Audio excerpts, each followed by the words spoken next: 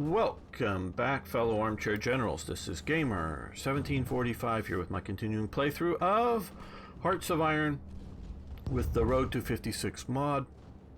And of course, if you haven't already, please subscribe to the channel. And I love hearing from you, so you can post questions, comments, and suggestions.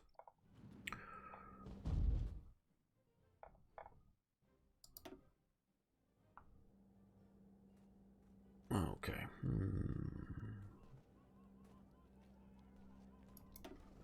We're going to send these guys down here to participate in the war.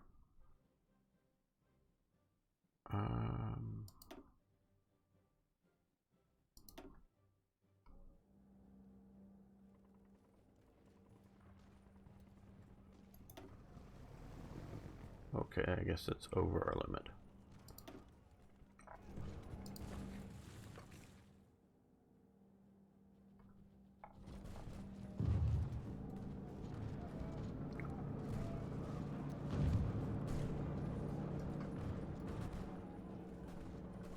Facing 3 Soviet intervention divisions.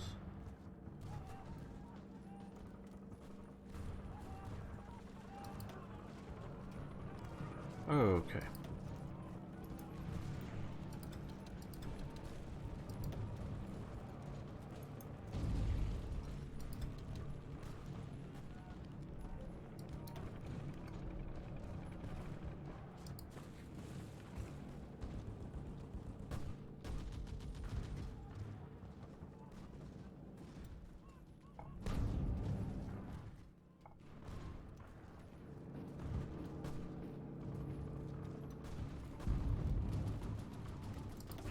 Don't attack alone.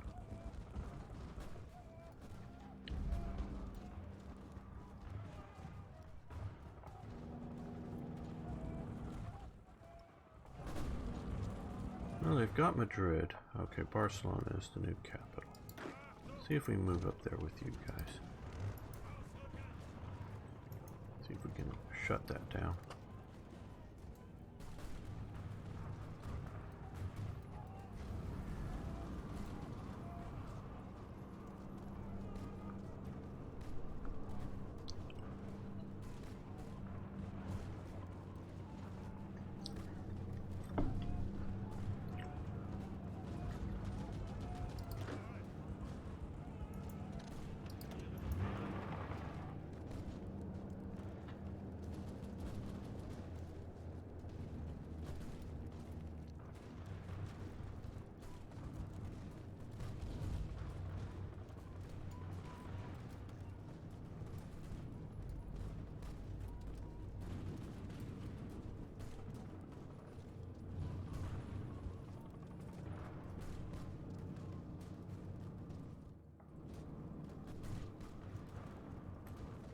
Okay, it looks like they're going to get...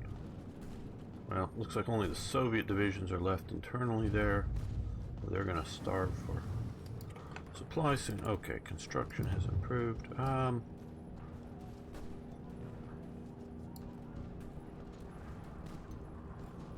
Dispersed industry.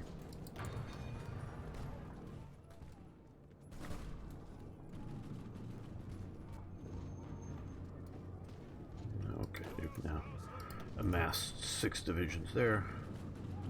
Maybe we should let them spread out.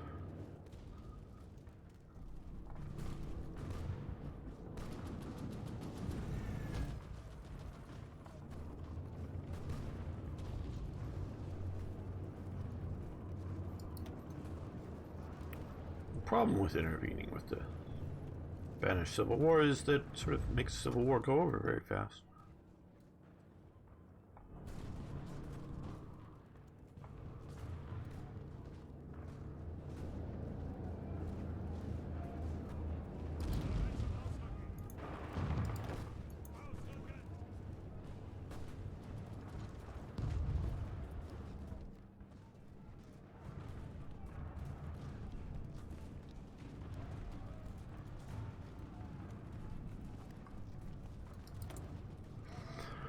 Now,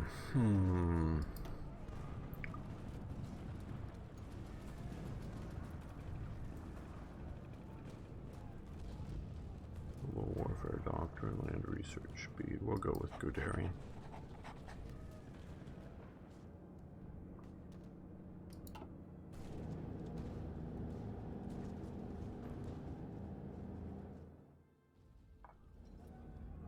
We got rid of the 2 Soviet divisions down there. Just these 3 and now some Spaniards with them.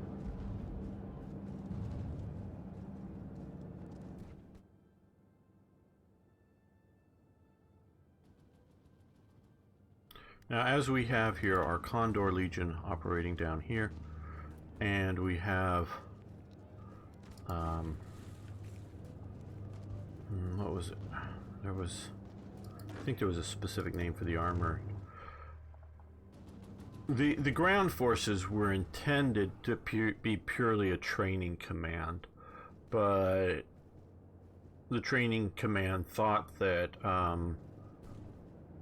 some of the best training could be done at the front. So they definitely had German crews, but also had sort of the situation where, because the ground forces for Germany really sort of maxed out at about 350 at any one time, 350 men. And that included the trainers that were behind the lines training Spanish soldiers. So it was a fairly small amount of Germans, often with mixed crews. Maybe obviously in a Panzer I, you're with only 2 people in it. I don't know how many mixed crews you'd have there, but they were using the Flak 18s, the early versions of the Flak 88 anti-aircraft guns, as anti-tank guns. That was the first use in Spain.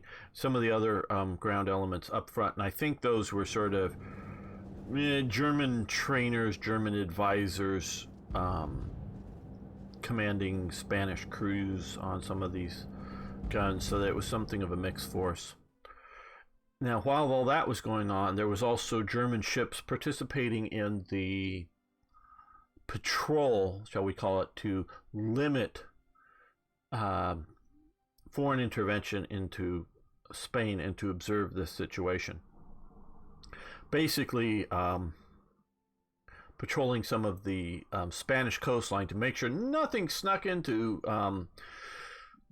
to either side. But of course, if it was the fascist or the nationalist coastline, they would sort of let those ships in and block ships coming into the Spanish ports, to the point that at one stage one of the German cruisers gets bombed by Republican Air Force.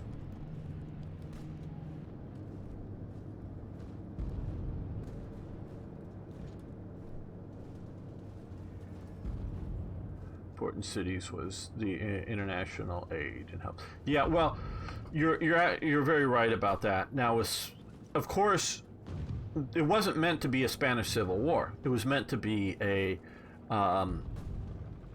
military junta coup against the Republican government that failed, and since the coup failed, it turns into a civil war.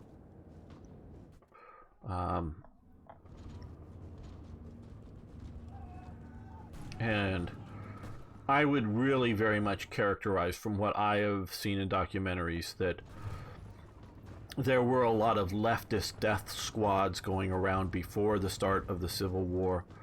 And it was, shall we say, conservative elements or right-wing elements, because it wasn't just, and I misspoke, of course, there when I said fascist. There was the Phalangist Party as part of the Nationalist Coalition, and they were fascists. But there were also, staunch Catholics. There were, the 2 flavors of monarchists, and there were other just sort of more conservative elements of society that were opposing the Republican Revolution, as it were, that was going on, and that they had just been pushed too far, and so they feel, Carlists. Well, you have the Bourbonists and the Carlists, the two claimants, or two flavors of for the Spanish monarchy. And those make up the nationalist coalition. And this is why I have not necessarily so much maybe liking, but respect for Franco. He did not start the Spanish Civil War. He was out in the Canary Islands, I believe, when the Spanish Civil War starts. He is not consulted about it. Now they bring him into the war after it sort of starts, and he takes over. But he is a nationalist leader who's leading a coalition, which includes fascists and includes other people. And he's trying to settle a problem. That's how I see Franco. Not that he did everything right, or that I like everything that he did, or anything like that. But I have respect for him in that sense, that he was dealing with a chaotic situation and trying his best to solve it.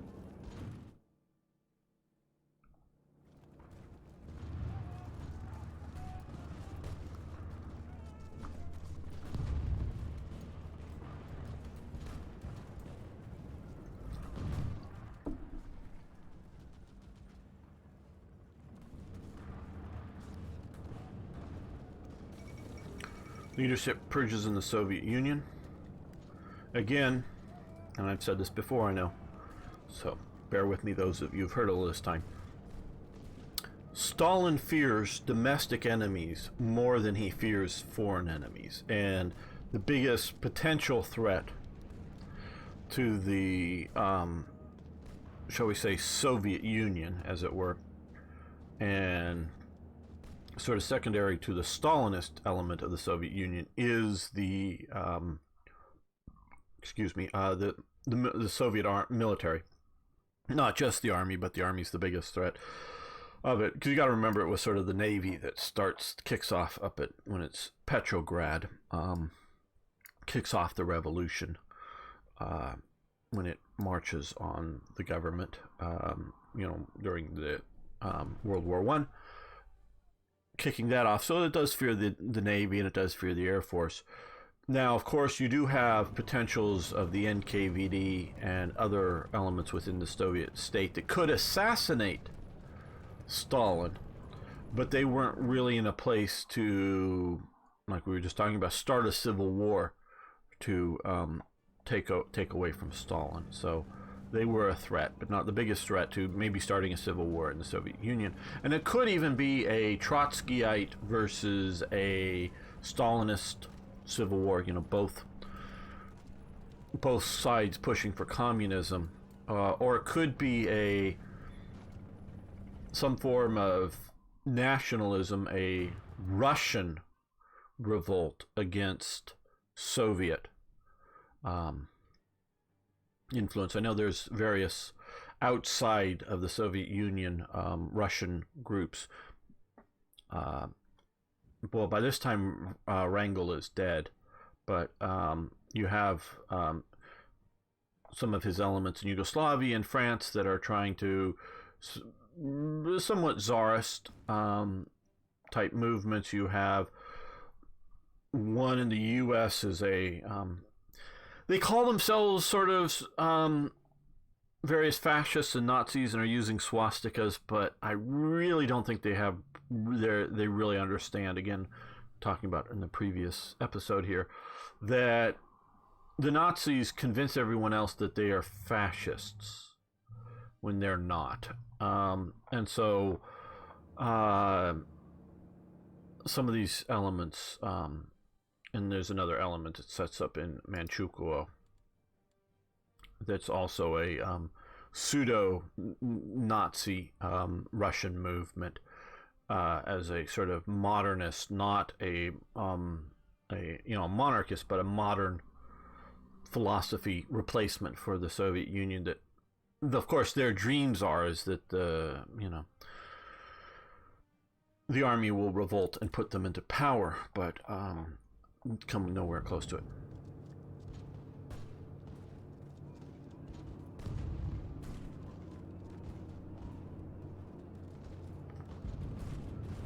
Thanks. I didn't quite know that he died in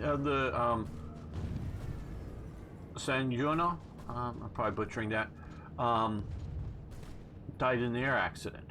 Okay, I knew that he wasn't part of the original coup plan for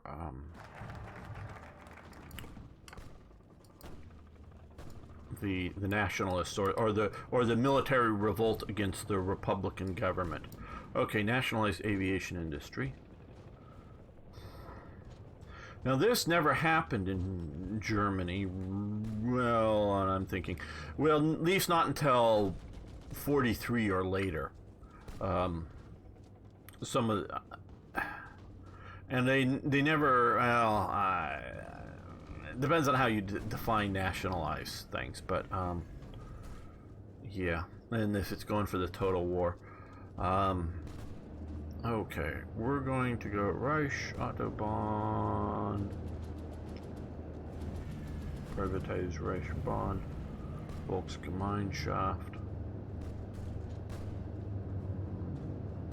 Yeah, 30 days, that's short, quick, do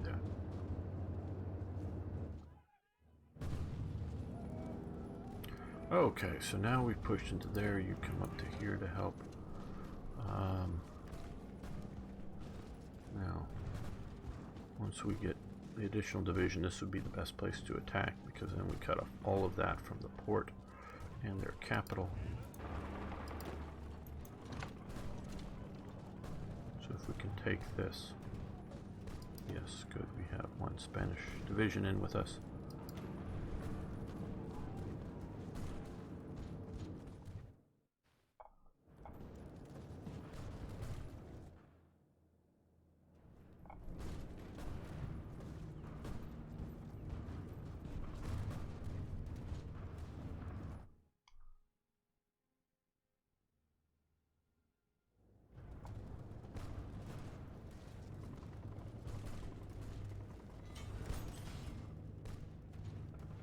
It looks like our panzers might get there.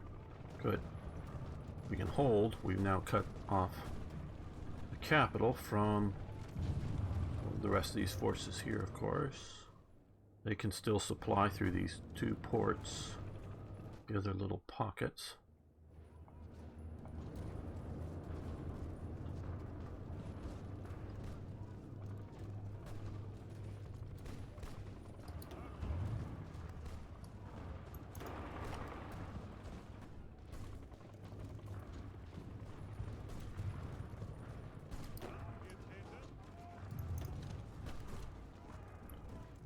Support that attack.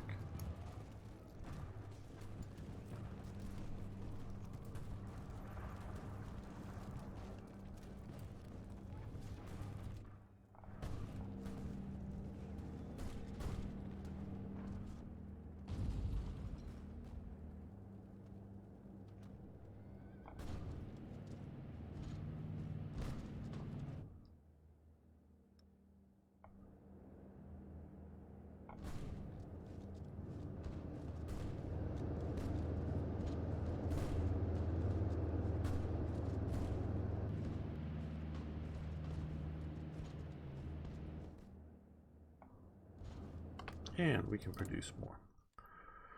Okay, we have another fuel silo going in.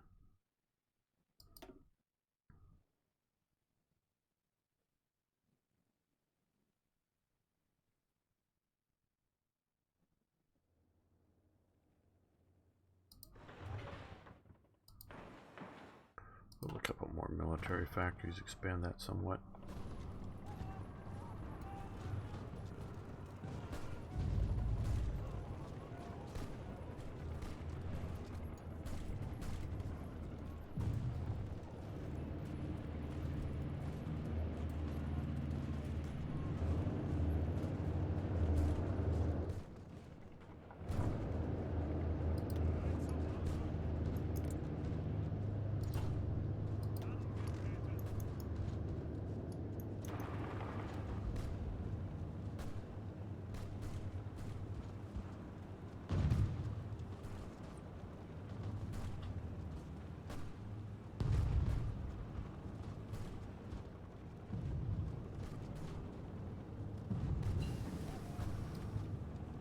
Okay, so we've got the army focus.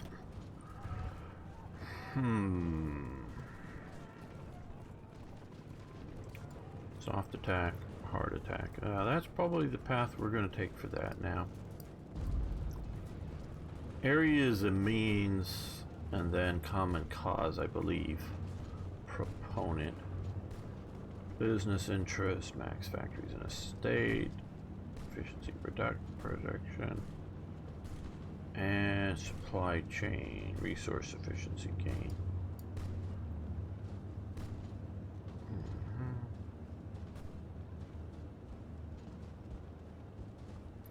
Glory breakthrough. Super science.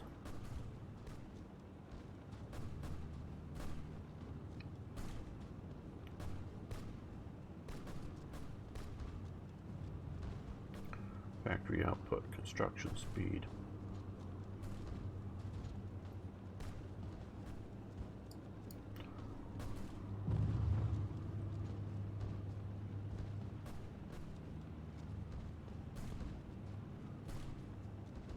Okay, I think I get this now.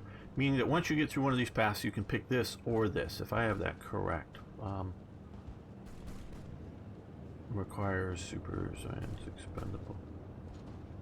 Or supply chain. So we can do either one of these. Okay, so these aren't dependent upon that. Okay, I get that now. Only just now. Okay, so resource gain efficiency, speed, construction speed, research speed. Okay, these are the same. Yeah, they look the same. Okay. Organization, reinforcement rate, factory output.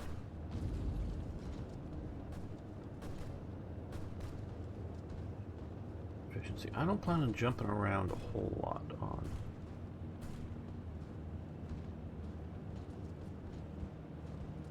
Max factories in a state. Supply consumption down.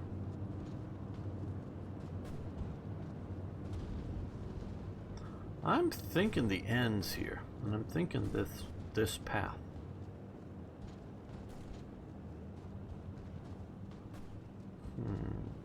Breakthrough.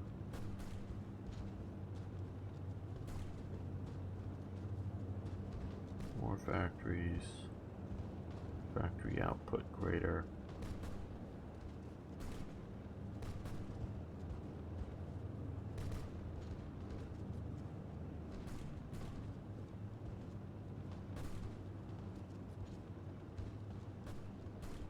Supply consumption down.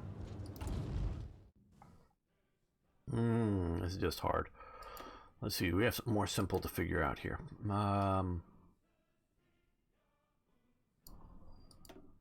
Yeah. Here we go.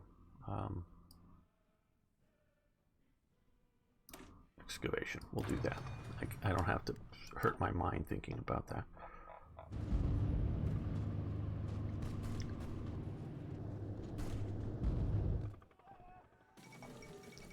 Okay. Olympic Games are held in Berlin.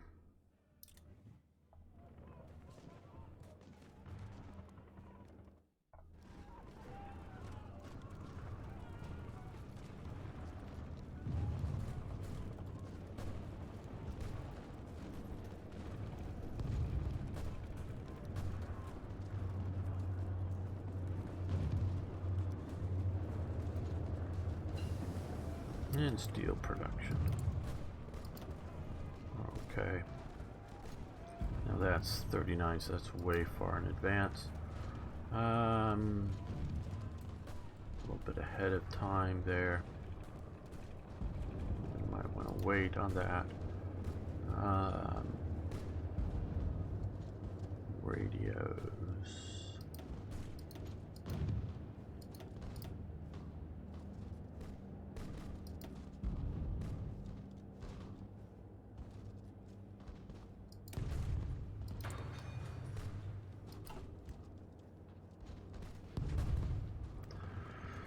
We do have some better army experience.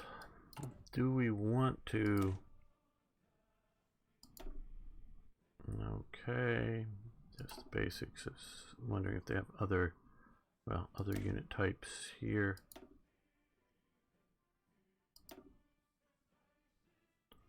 No, okay.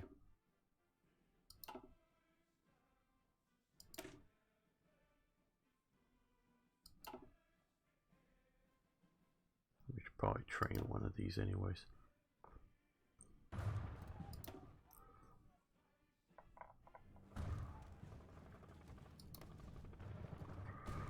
I'm doing sort of slow growth at this time. We'll expand out.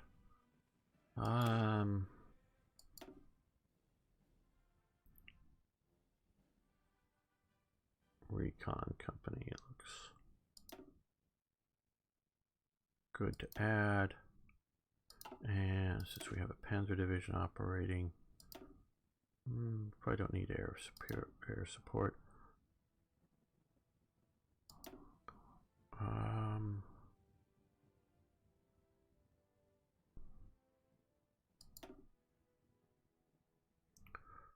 See, okay, we have enough stuff available for that.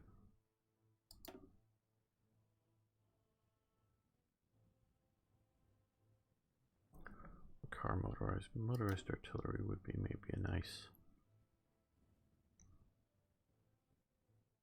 reinforcement. Okay, we have enough of everything available. Very good. So we will expand our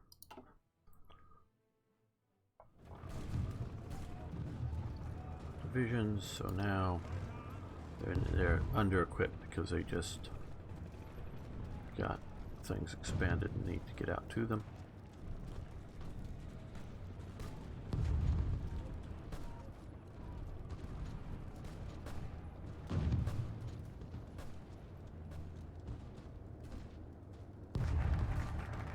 Yeah, I know that it's on infinite loop here.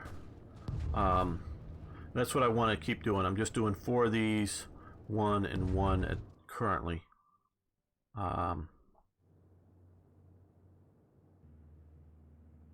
So that's what I want to do. And we just got Reichsbahn, 70 days for civilian factories. That's very tempting. Volksgemeinschaft, Deutsches Arbeitersfront, established Volkswagen.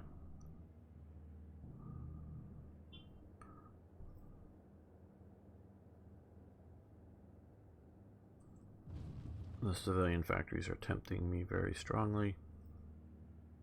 Yeah, let's go with that.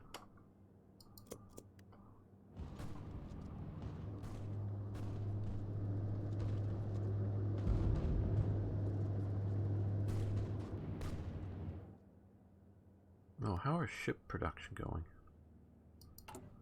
Okay. So we're going through the super heavy Scharnhorst class. Right now, September 37. Well, let's... And I've already done that. Okay, well, that's good. We'll get through these. Then we'll see about maybe, I don't know, mine laying subs or... But right now we don't have any Navy experience, and I don't know how to get Navy experience. I was talking about Germany was getting some Navy experience patrolling the Spanish coast. They really weren't doing any shore bombardments or anything like that to my knowledge. Okay, we just won, so we just did ourselves out of a job. End of the Spanish Civil War.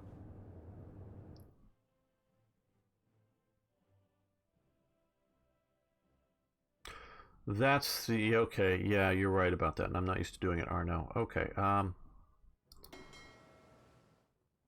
let's give you a commander. Yeah, you look good. And,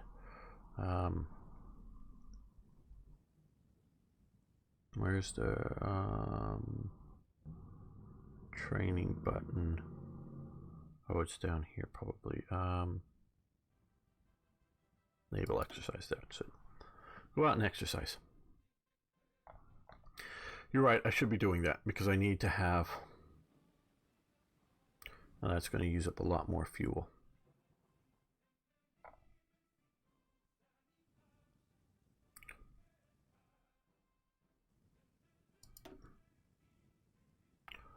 Okay, so our daily gain is slightly more than our current consumption.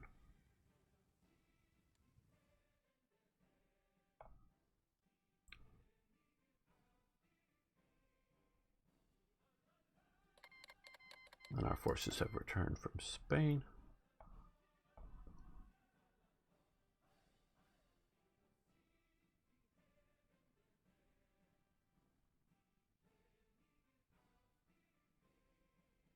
Yeah, well, I've got 45 army experience.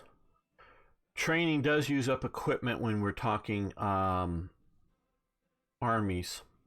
Doesn't use up equipment for the Navy, but it does burn fuel. Because obviously sailing ships around does require maintenance and whatnot, but it doesn't burn them up. We are, and this is why I got Guderian in here, because we get, I know it is 0.05 daily army experience. So he's sort of functioning as that training element. Okay, well, we can expand law enforcement, the state's mandate, legal status of women, social order. Okay. Social order, cultural norms, revolutionary minds, the greater good, melting pot. Yeah, not fascist. Okay. Hierarchy, maximum command, power increased by 25. Guess that is what they're talking about. So that would actually increase the max. Okay, how interesting. These are all new to me. National character. Military construction speed 10%. Dockyard construction speed 10%. Okay, hierarchy. I guess that's what they're figuring we should have.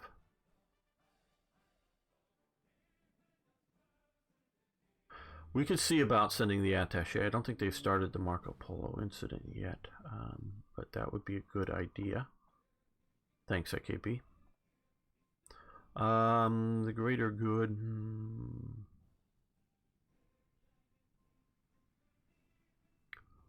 So, nuclear reactor sites, revolutionary minds. I don't know that we want to do that. Cultural norms, stability. Currently, our stability is 84%. So we're doing pretty good. Okay. Justification for war. Don't know how important this will be for us.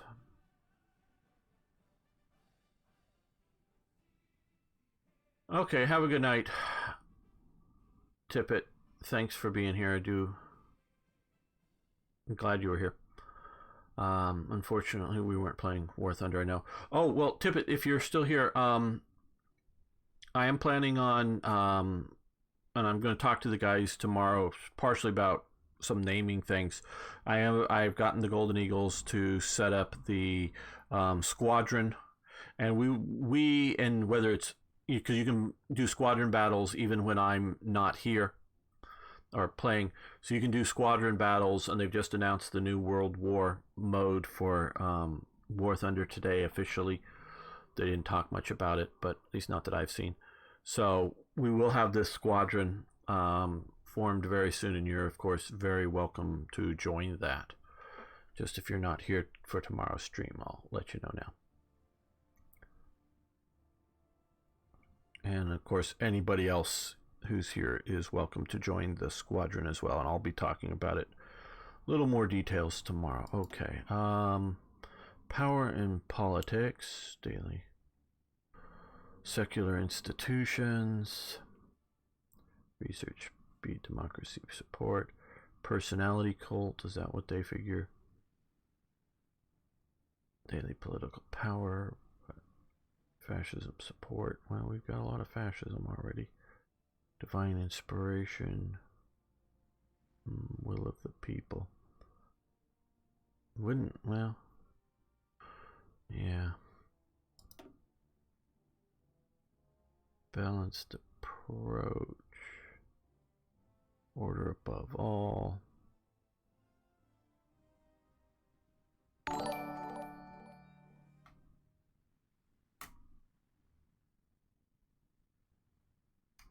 Okay, Tippett, I will send you a message about some of the stuff. Does anybody have any particular advice on these national character things other than just trying to do the... Oh, and thanks for the follow. Other than trying to mimic the historical ones. Sort of talking to you, Ari, or whoever else that may play this a lot. These all, we really don't need the, I mean, not that they wouldn't have been a little bit useful in the Spanish Civil War. They're not terribly useful now. Global order sounds nice. Global order, okay. Daily political power cost and our current daily political power, okay. So it's only 0.05, so that's, compared to what we get, that's almost nothing.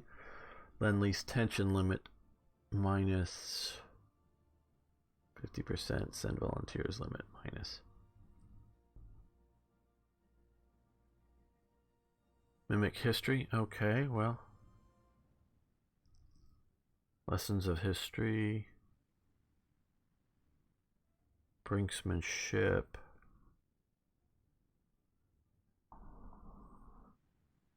Generate tension limit minus. So not exactly sure how that's.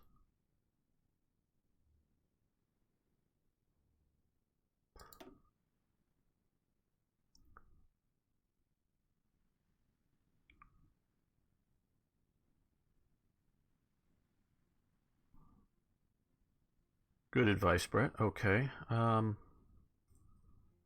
like the command power increase, though. Of course, we're not really using that at the moment. Don't need that. Don't need that.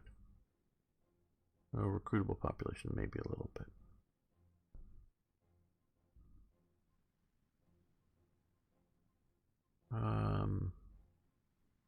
Cultural norms. Resource efficiency gain, factory output. Both the same stability. I think we'll go with cultural norms for now.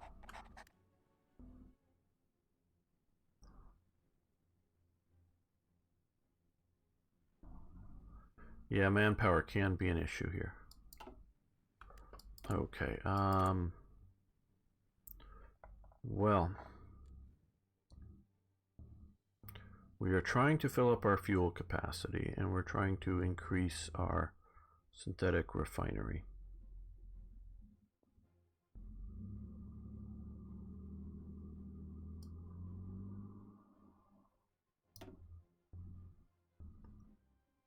And I have not, quite honestly, I've not played Germany since the new fuel thing came out. So I don't want to be in the situation of having lots of trucks and equipment. Okay, we need support equipment and light tanks.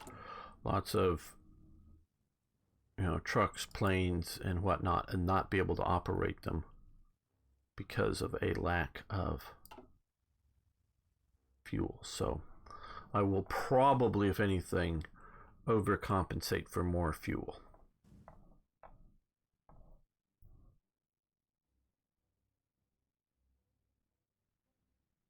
Okay, so we've got that done. Mechanical computing, very good. Basic fire control, don't know that we need that.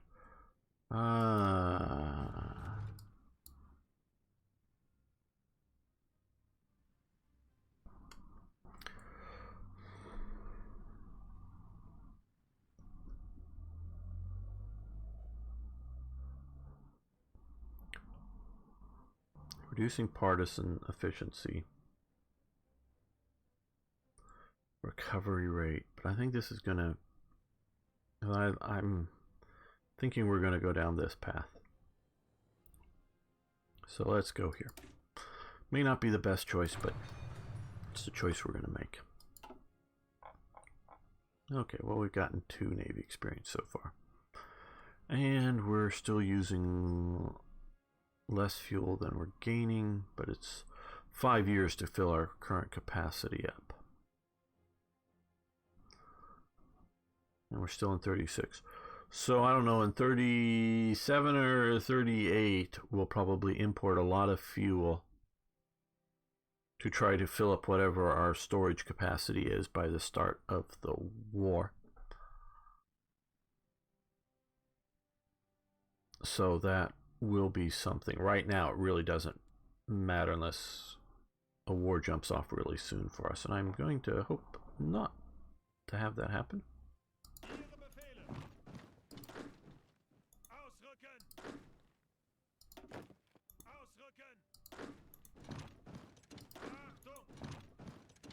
We significantly need to expand our military.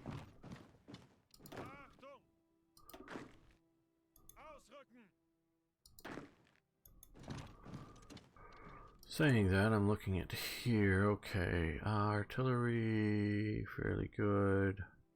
Well, let's... Belgium renounces to French protection. Okay. Renounces, again, the English is a bit rough. Nice picture of Chinese soldiers there for the event. After heated debate, the Belgian government has announced that it will apply now for a strictly neutral stance and protects all of the borders equally. This decision is made partly due to the support of the Flemish nationalists who view those guarantees and the French influence on the military side as scandalous involvement of a foreign government in our internal affairs. Yeah, Belgium was stupid in doing this. Now, as you know, coming in the spring of 1940, Belgium is starting a little bit back into allying with France, but never really gets there, and is a really, really dumb move.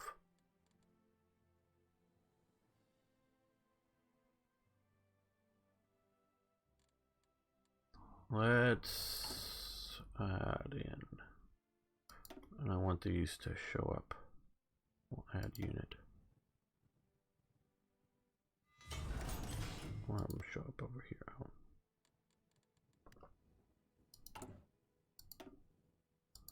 Have them show up over there. Well, let's add one more. Let's deploy these. And, well, I think we need more support equipment.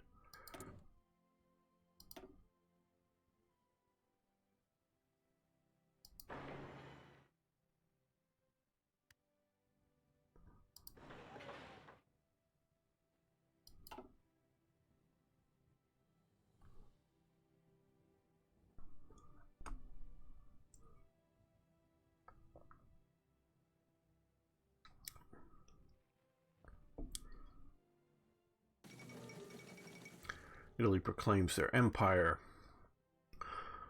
Unlike 40 years earlier, Italy's forces have proven to be far superior to the Abyssinian forces, especially in air power, and they have proven to be victorious. Emperor Haile Selassie has been forced to flee the country, with the Italian forces entering the capital city after a successful march of the Iron Will. Addis Ababa. Thus, in the year of our Lord, 1936, Victor Emmanuel III of Italy proclaims himself Emperor of Ethiopia, a title that has initially been considered illegitimate by the international community. Mussolini has proclaimed the following: "At last, Italy has her empire," and he then added, "The Italian people have created an empire with their blood. They will fertilize it with their work. They will defend it against anyone with their weapons. Will you be worthy of it? Okay.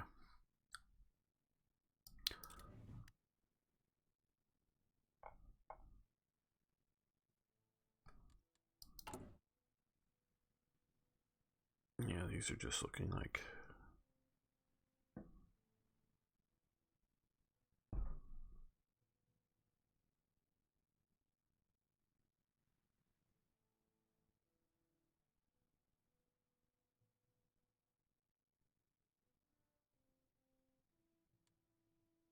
nothing terribly useful there, I don't think, at the moment. Okay.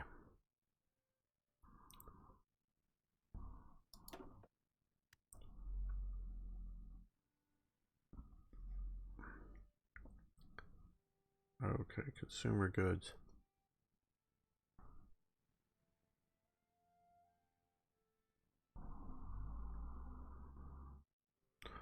Why adding more women means more consumer goods? I don't know why they think that's going to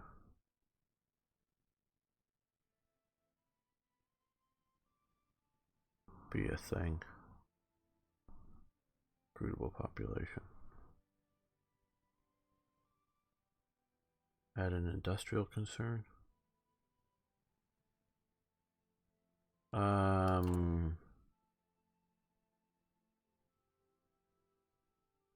You're over here.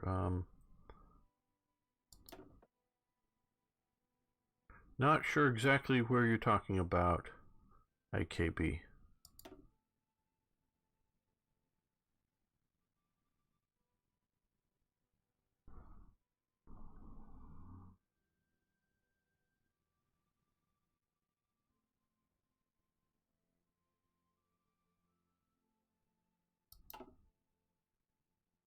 Give me a minute to answer because I don't know what at an industrial concern. Are you talking about one of these? Oh, Crupper Master. Right. Okay. Well,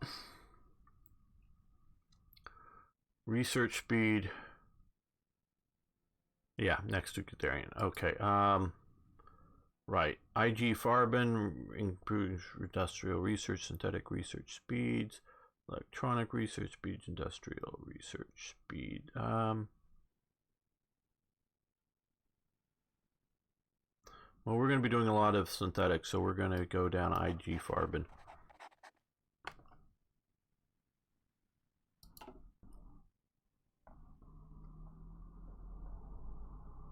Great. Okay. Good advice. Dispersed industry. Gonna wait till 37. Time to research 69 days.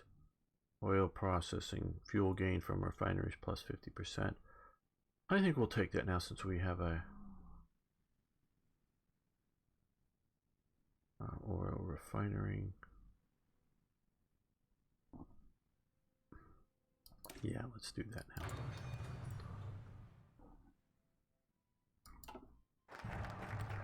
And privatize the Reichsbahn. Okay, very good. Finish the Reinhardt program. Don't know what that is, the Reinhardt program. May Google that sometime. Sometimes I know things by, as just being, I don't know, part of the 4-year plan or something. I'm still not sure what I want to do with that. So let's look over here. Stability, justify war goal, times down, political advisor, well, for equity grids.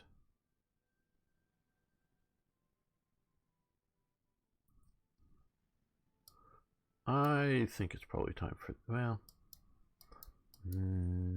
sort of looking at history dates.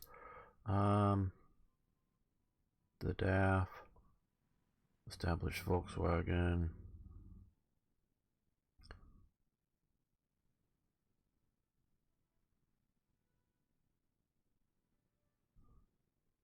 Yeah, I could really use the what is it, 6 more civilian factories.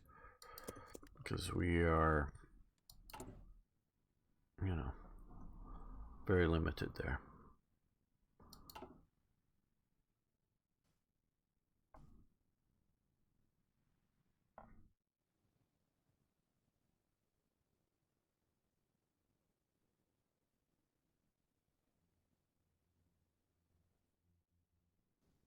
Well, let's speed this up a bit. Even more so since we're not fighting a Spanish Civil War.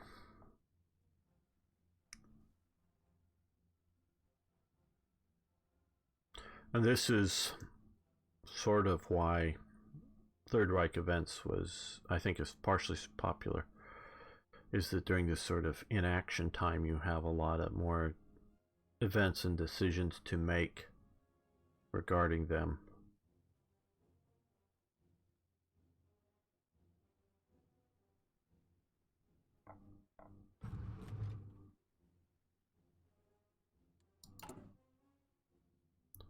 Okay, so yes, we have a reserve, but we're okay. Well, that's, I guess we probably just had more divisions deploy or something. I don't know, maybe not.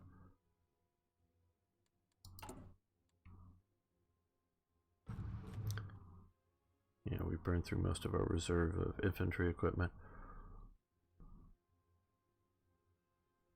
We need more tanks and support equipment.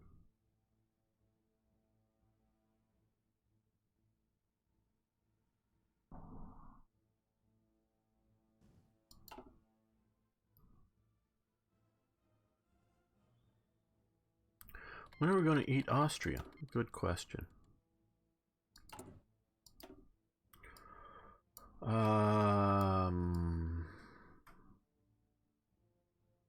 Okay, I guess. Okay, pause. Okay, Rhineland, Austria. At least 500,000 in divisions in the field. Okay. So we don't have big enough army to do so now. Now 36 is obviously way too early to do that, and historically, I mean, I don't. So we've met all but the manpower size, and I'm not going to push too much faster than I currently am. I'm not saying I wouldn't slightly expand. Right, so that will be. What does Germanize the Netherlands do? Where is, I presume it's here? Where did we see that? Oh, over here, I see. Lebensraum. Okay, we just gained cores in Holland, Brabant, and Friesland. That's what it does.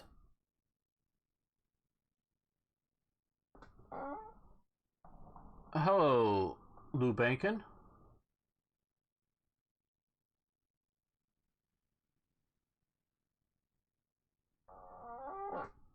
I'm not sure. Maybe somebody in chat could answer that.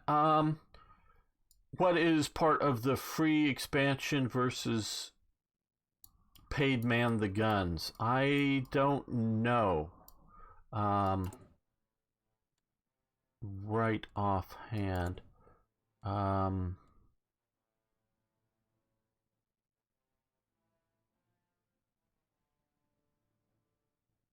You can't find them, but you don't. Well, if you have your game up to date, meaning with the latest patch, and they don't have them there, because they do show up in the no, not here. Here, which we need to look anyways. You should see them, sort of like here. You should see for each of at least the major powers, a path to research amphibious tanks, if you have them. So, if you can't see an option to research amphibious tanks in the tank tree, then it is part of Man the Guns. I'm sorry, because I've been part of the expansion pack, looking at both the free part and the paid part at the same time, so I don't know what's in what. And I know you can see it and find it in dev diaries, but if you can't see it here on the tech tree, then it is definitely Man the Guns, and if you don't have it. Okay, and well, back to here. Sure, ask questions. Happy to answer the best I can. Let's see about getting anti-tank guns.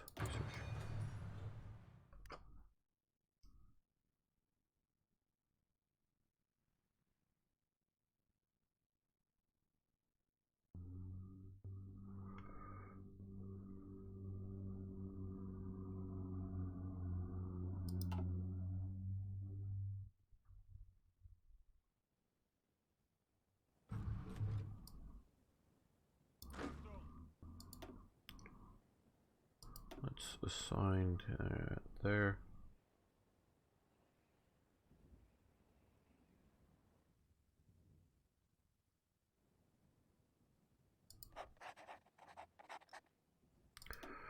Now let's create an overall commander.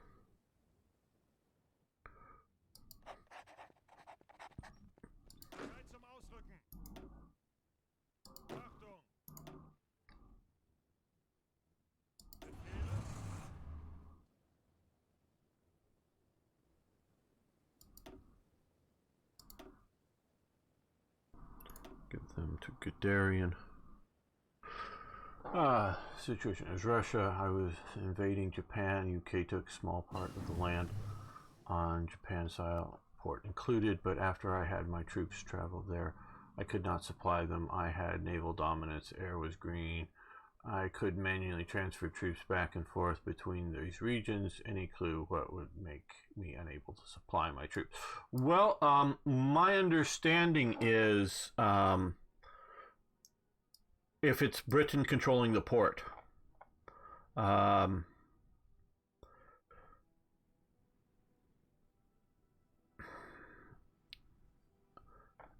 That is probably the core problem with there is a bit of a mechanic. Yeah, because if Britain isn't supplying the port well enough to also supply your troops, then you need to control that port. Ooh, is the Soviet Union in the same faction as the Allies?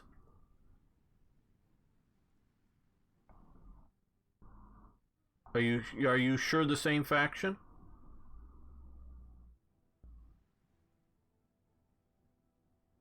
Yeah, because see, you're normally the Soviet Union. Normally, I don't know exactly the setup in your particular game, but normally the Soviet Union is not in the same faction. Okay, you joined the. I went full democracy. Well, then it's probably the situation that Britain isn't supplying its port well enough to also supply through to you.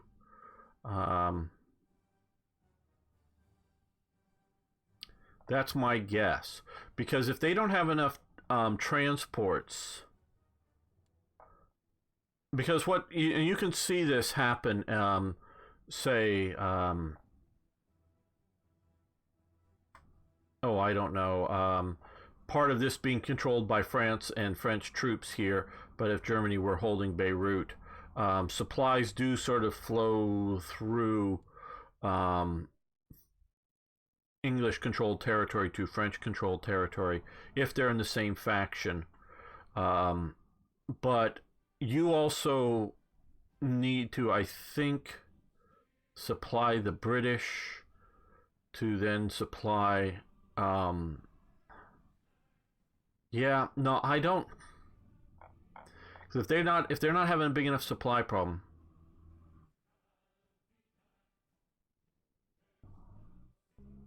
Well, it's because we're talking about two things here. One is like actual supply of fuel getting to units, and two, supply effects. But if Britain isn't, doesn't have enough supply transport, and I can't without getting into too detail looking at your game, but if it can't supply this Nagasaki or wherever well enough, and whatever else its commitments, it may starve your troops out, because that's how it will determine its supply if you're in the same faction. I think that's what you're looking at. I'm not absolutely sure, but that's where I'm with on it. And of course, you're very welcome. We will endeavor to help with any answers. Okay, we got excavation. Okay, well, now we're in January 37, and I'm going to immediately jump into disperse industry level 2 here, so we get our various efficiencies up.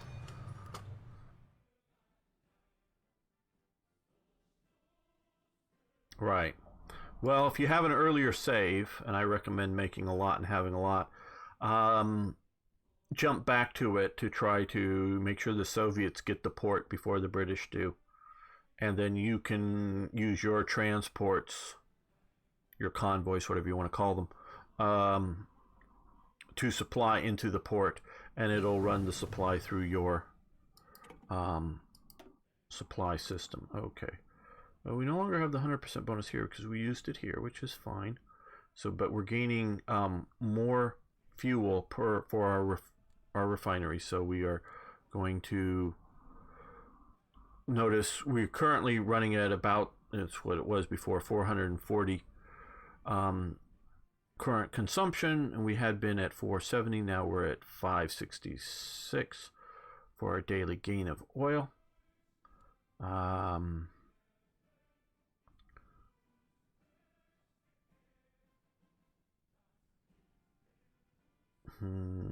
Refining research.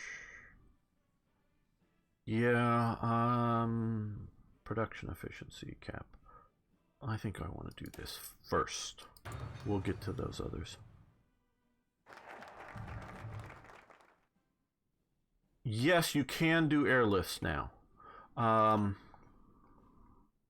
You need to have transport planes, and you need to set up and I don't know if I have enough transport planes to be able to do this. You can look here, air supply. You can see here on the screen here. If you had, if we had any, and I don't know, do we have any transport planes? No, we don't have any transport planes. But if I had transport airplanes, you need to get them to an air base. I hate air bases that are on the state level. Ugh! Hello, everyone. Back to Zen moment. Okay. So if you can control an air base, and since they're on the state level, sometimes they're sort of far away. Sometimes they're in enemy hands. You know, the one air base, and you can't build more air bases, or you can't you know, access things well, or whatever. But if they were on the provincial level, it would be better, like, you know, the same level as like fortifications and other things. I'm thinking ports and whatnot. You could easily shift that to a provincial level and have a lot more airfields. So you need to get an airfield, and obviously the supply to the airfield. So if Lubankin had transport airplanes and had a airfield in Korea, he can run the supplies. You know, the supply effects would be to Korea, and then if he had those, he could air supply in up to the amount that one is fed to the airbase. Obviously, if you only have you know, the ability to supply, let's say, 10 divisions, because it depends on the weight of the battalions and whatnot, but in the units and all that. But it can supply 10 of your divisions to that airbase, and then if you have the air transport to transport 10 divisions worth of supply to whatever controlled province, you can do air supply now. So I have not used it really, but you can now do it. So you can now, theoretically, you can now control an airbase over here and fly the hump over into China. I don't know how well that works with sending uh, lend lease, because that's actually sort of more what the hump was doing. But you could, if you have uh, units that you're trying to supply in China or something like that that are within airbase.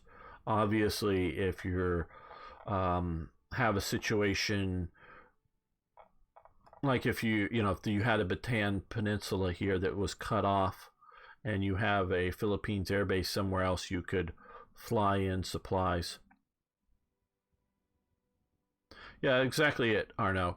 Whether you want to build a big, massive airbase to hold 12,000 airplanes, or just build one that would max out at 200 airplanes or whatever it might be, um,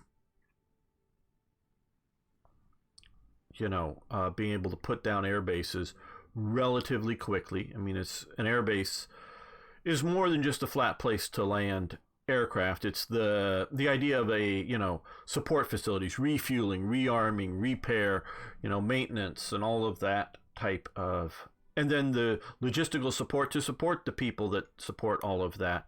So it's more than that, more than just a flat place to land and take aircraft off.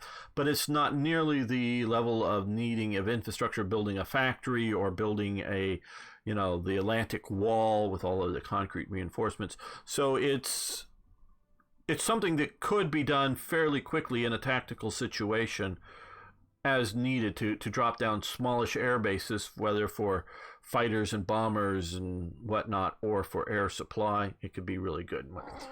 So they may be made it oh yeah, mind-boggling. Yeah, no, I have come to hate the state mechanism for multiple reasons, but I can see the point of, oh, well, just factories in this state, and you're just bombing the state instead of worrying about bombing Nuremberg or something individual. I can see the point. I disagree with the point, but I can see the point. Part of it is you get wacky states, well, like this, to mimic the Sudetenland, and it was a Gau, a state, a Gau, whatever you want to call it, in Germany, that was the Sudetenland that was set up, with a Gauleiter and all that stuff. So that it was a political entity there, but we have states of a single province, Gibraltar, as well as a single province, as in, Malta, an island. So I really, really wish someone would come out and make a mod that just turns basically every province into a state. Not air region, not other things, but every province a state, and just put all that into there, and then just make a bunch of states have zero ability to build factories in, just because, concentrate them in the cities and that kind of thing, so you don't hugely expand out the building slots for some of those things like factories and refineries and that kind of stuff, and just limit which states can do it.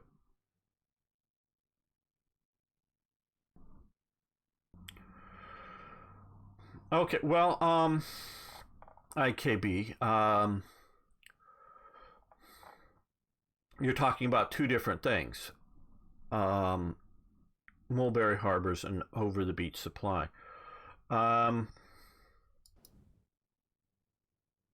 God, I'm not the best on this, but I don't think the U.S. forces in Guadalcanal were more than a divisional strength type formation. And the U.S. was doing over the beach supply, and the U.S. was probably the best at that, even that early in the war, at doing that. Over the beach supply would not allow any sort of D-Day like thing. And that's why Germany because Germany did not know that the Mulberry Harbors even existed. So they thought the Allies would need to take Cherbourg. They thought they would need to take Le Havre and Dieppe and some of these other small, Calais, and there's Boulogne is right in here. And a lot of those ports are really small. Like Boulogne maybe couldn't even get a Liberty ship into it, but you could park a Liberty ship off of it and have lighters, light transport stuff efficiently from them into unloading docks, more efficient than beach supply, but um, minor supplies. So the Germans thought if they held a few of these ports, any landings, yeah, you'd have a division or two ashore, but that would just be a minor thing, and they would have to fight their way to the ports. And then if you destroyed the ports, you couldn't, you couldn't effectively use them. So that's what the Germans thought they were going to be facing, and that it was going to be a serious invasion, and all of that. But they were unprepared for the prepared ports. Now, if you look back at Hearts of Iron 3, you can pre-build ports and airports, and then drop them in when you want them, where you want them. Now, they've taken that away in Black Ice because the AI won't do that and humans will do that, so that it's a bit unfair in that sense. But you could theoretically simulate that. If you just want to do a historical thing, you can make an event that drops in. If you could choose the D-Day landing zone, where would you have invaded and why? Well, I would choose Normandy because it worked.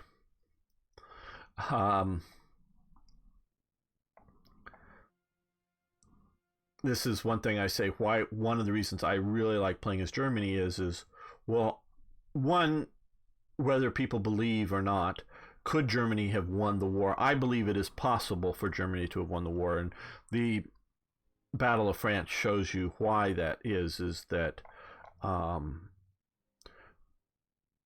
the numerically weaker, the lesser production side can win, because especially if you combine both the British Empire's and the French Empire's production levels combined way outdo Germany's production in aircraft, in ships, in tanks, in artillery pieces, in guns. But Germany clearly wins the Battle of France.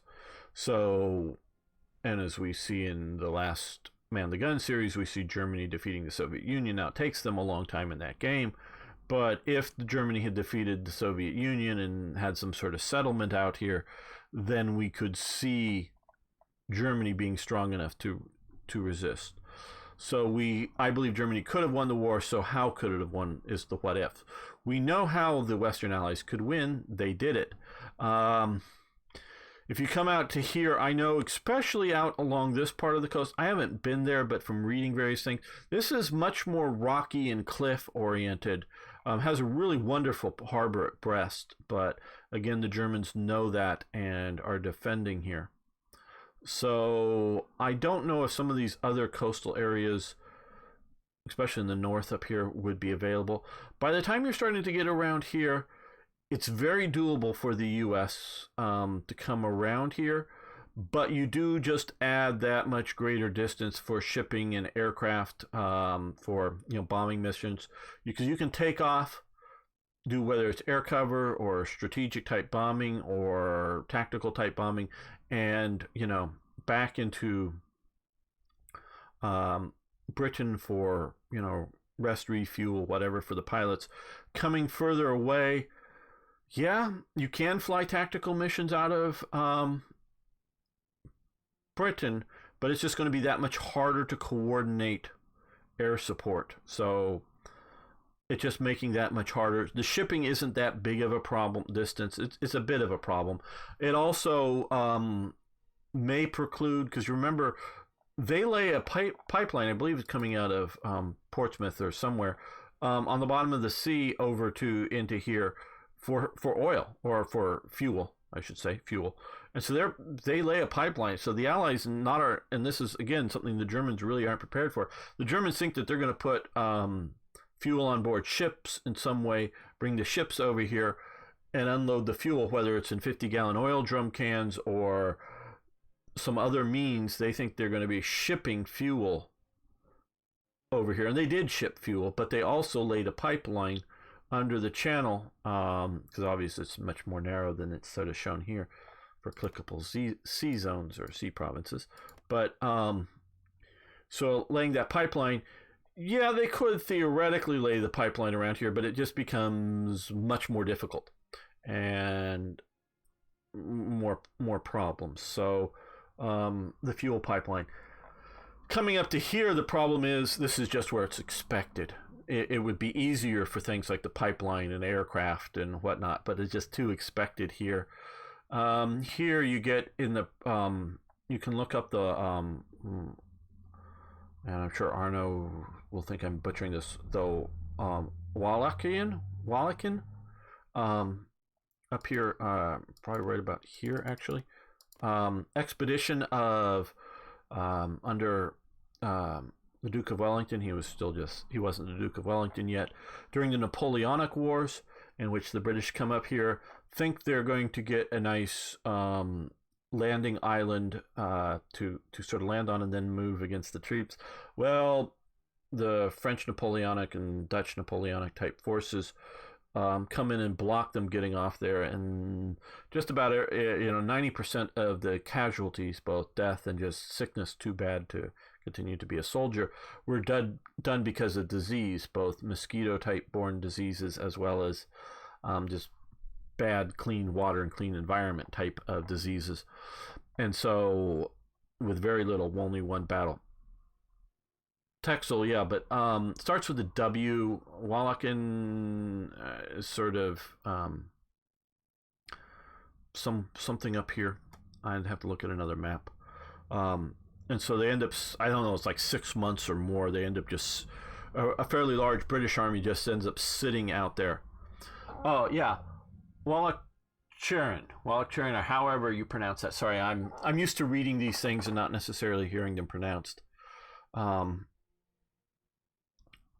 Under south of Zeeland. Well, okay, it's wherever it is. It's up in this area, and so the point is with Germany able to, and they do flood fields down here as well.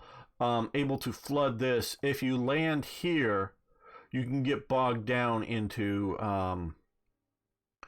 narrow combat ways that don't allow you a lot of maneuver. So you have that problem. You can't, land your tanks and zip across the front. And of course, they ended up having a similar problem with the hedgerows that eventually gets corrected with those prongs they put on the front of some of the tanks. But you have that sort of problems here. So this sort of Belgium, French coast along here, just way too expected. This is a little too hard to invade. This is much better defended, and they also have, though they pound the hell out of Helgoland out here,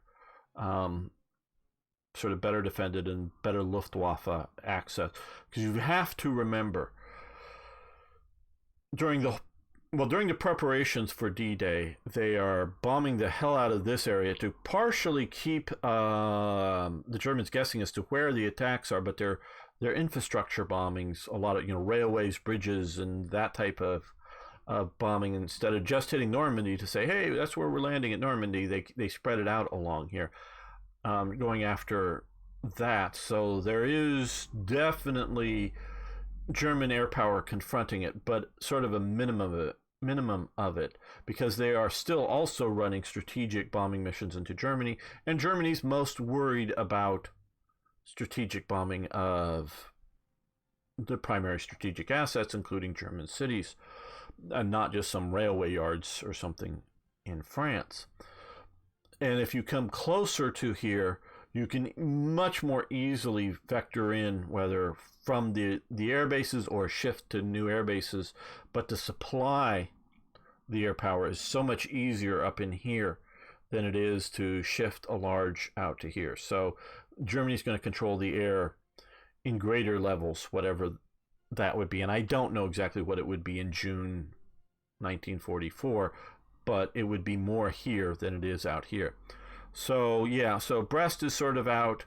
The Channel Islands, the British Channel Islands, had a bunch of forts on it that sort of make Saint Malo here sort of a not the best option. So really does, I do think Normandy is the best option there. That's sort of my analysis of it. The other option, going after Norway, the biggest problem is again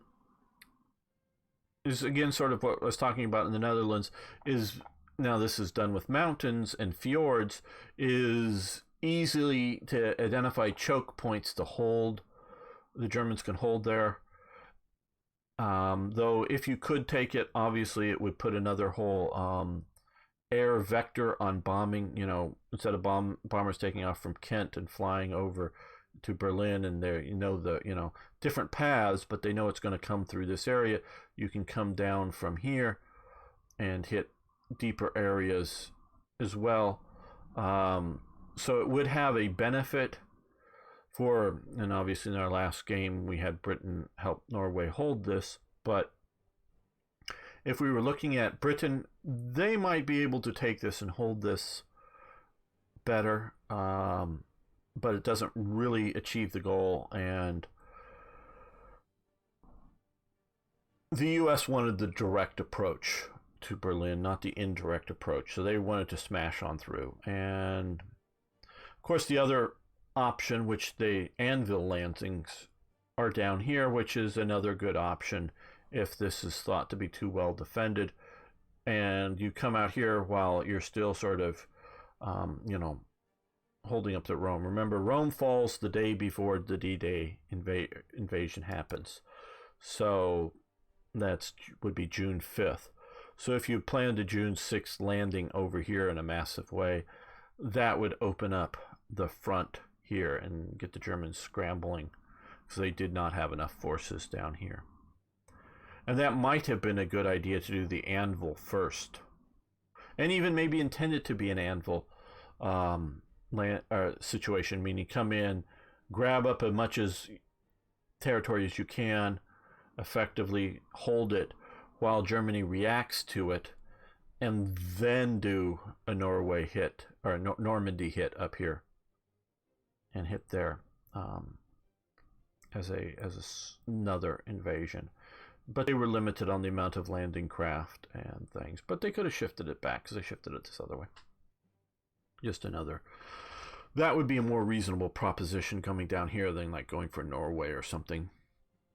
And of course there's always the potential option of bringing Spain into the war, but Spain's a rugged country, and it has the Pyrenees with basically, I think it's three main points. There's this coastal, and I think only one real good pass at the time through here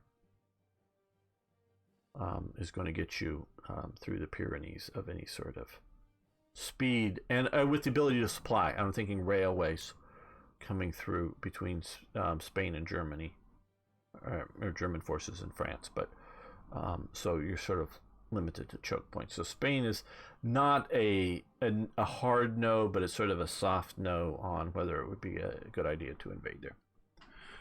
And I think on that point, we're going to end this episode, not the live stream, but this episode of Hearts of Iron 4 with the Road to 56 mod. I want to thank everyone for watching. Thanks for liking the videos. If you haven't already, please subscribe to the channel to hear me talk more about things. And of course, I love hearing from you, so please post questions, comments, suggestions, tips. See you next time for more Hearts of Iron.